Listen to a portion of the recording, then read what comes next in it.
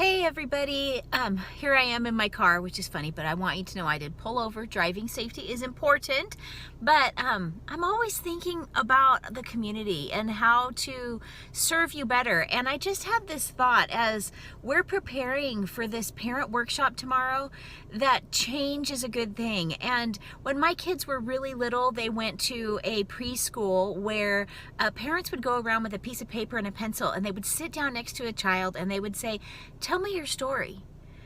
There was no other prompt. The student, the kid, the child would just start speaking, and it might be the story of their breakfast or where they were born or what their name means or a conversation that they had that day.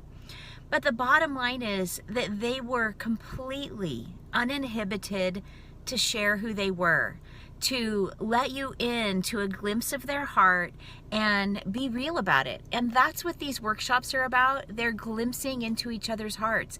They're us telling our story to each other.